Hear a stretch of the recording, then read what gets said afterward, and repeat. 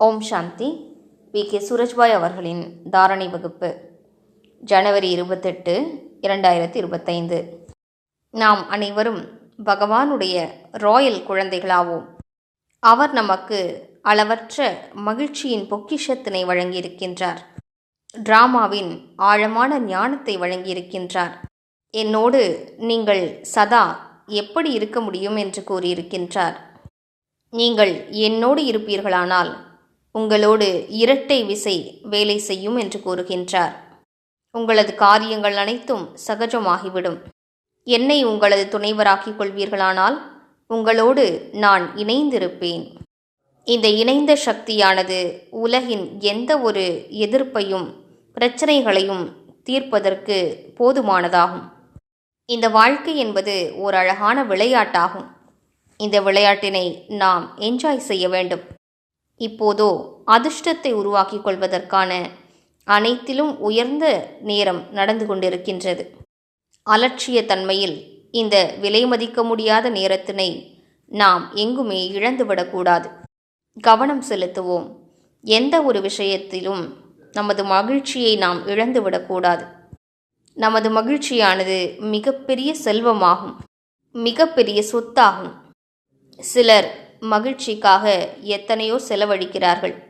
ஆனால் மகிழ்ச்சிதான் மிகப்பெரிய செல்வமாகும். இதனை தெரிந்து கொண்டு நமது சுபாவத்தையே நான் இப்போது மகிழ்ச்சியாக இருப்பேன் என்று ஆக்கிக்கொள்ள வேண்டும்.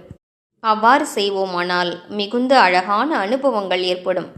மனித வாழ்க்கையில் பலவிதமான விஷயங்கள் வருகின்றன, சென்றும் விடுகின்றன.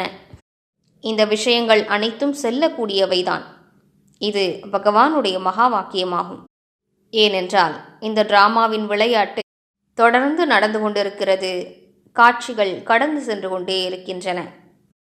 பலவிதமான விஷயங்களும் பிரச்சனைகளும் கடந்து சென்றுவிடும். அவற்றை கடந்து செல்ல விடுங்கள்.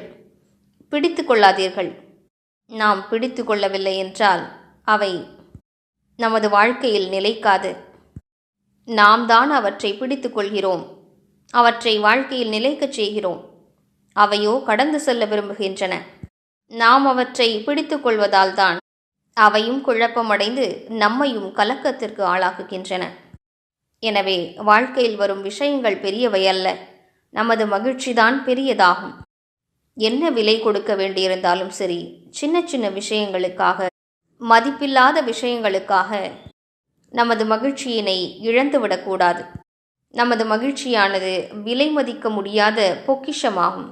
ஏனென்றால் நாம் இந்த படைப்பின் ஆணி வேர்களாவோம். நாம் மகிழ்ச்சியாக இருப்போமானால் அந்த அதிர்வலைகள் இவ்வுலகின் பல ஆத்மாக்களின் மனதிற்குள்ளும் மகிழ்ச்சியை பரப்பும். எனவே விஷயங்களுக்கு, பிரச்சனைகளுக்கு மதிப்பளிக்காமல் சுயத்தின் மகிழ்ச்சிக்கு மதிப்பு கொடுங்கள். விஷயங்களுக்கு மதிப்பை கொடுப்பதனால் நமது மனநிலை சீர்கெடுகிறது. அனைத்து விஷயங்களும் மதிப்பு வாய்ந்தவை அல்ல. மதிப்பே இல்லாத விஷயங்களும் இருக்கின்றன. எனவே கவனம் செலுத்துவோம். இந்த அவ்யக்த மாதத்தில் எப்போதும் நாம் அனைத்தும் நன்றாகவே நடக்கும் என்பதை உறுதிப்படுத்திக் கொள்வோம். ஏனென்றால் நமது ஒவ்வொரு எண்ணத்திலும் படைக்கும் சக்தி இருக்கின்றது. நாம் எதனை மீண்டும் மீண்டும் நினைக்கிறோமோ அதனை உருவாக்குகின்றோம். எனவே சிந்தியுங்கள். என்ன நடந்ததோ நல்லதாகவே நடந்தது. அதிலும் நன்மையே அடங்கியிருந்தது. இன்னும் என்ன நடக்கப் போகிறதோ அது மிகவும் நன்றாக நடக்கும். ஏனென்றால் நமது தற்காலம் மிகவும் நன்றாக இருக்கின்றது. ஏதோ மேலும் கீழுமாக இருந்தாலும் சரி, நீங்கள் எல்லாம் நல்லதாகவே நடக்கும் என்றே கூறுங்கள். உங்களது சித்தத்தில் ஆழமாக பதிய வைத்து விடுங்கள். எனக்கு அனைத்தும் நல்லதாகவே நடக்கும். அவ்வாறு செய்வீர்களானால் மோசமான விஷயம் கூட நல்லதாக மாறிவிடுவதை காண்பீர்கள். ஏனென்றால் பகவானுடைய மகா வாக்கியம் இது. நீங்கள் அனைத்தும் நல்லதாகவே நடக்கும் என்று கூறிக்கொண்டே இருப்பீர்களானால் மோசமாக நடக்க வேண்டிய விஷயம் கூட நல்லதாக மாறிவிடும் என்று கூறியிருக்கிறார். நமக்குள் இந்த படைக்கும் ஆற்றல் இருக்கின்றது. அதனை கண்டறிவோம். மேலும் அனைத்தும் நல்லதாகவே நடக்கும் என்று மனதை லேசாக்கி விடுவோம். சுயத்திற்குள் நம்பிக்கை வைப்போம். அனைத்தும் நல்லதாகவே நடக்கும். அப்போது அவசியம் நன்மையே நடைபெறும். எனவே இன்று முழு நாளும் நாம் அவ்யக்தமான சந்திப்பை கொண்டாடுவோம். ஒவ்வொரு மணி நேரத்திலும் ஒரு முறை பாப்தாதாவை அழைப்போம். மேலும் ஒரு முறை சூக்ஷ்ம உலகிற்கு சென்று அவரோடு சந்திப்பை கொண்டாடுவோம்.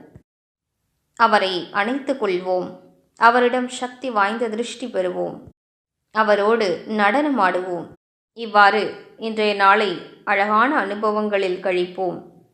ஓம் சாந்தி.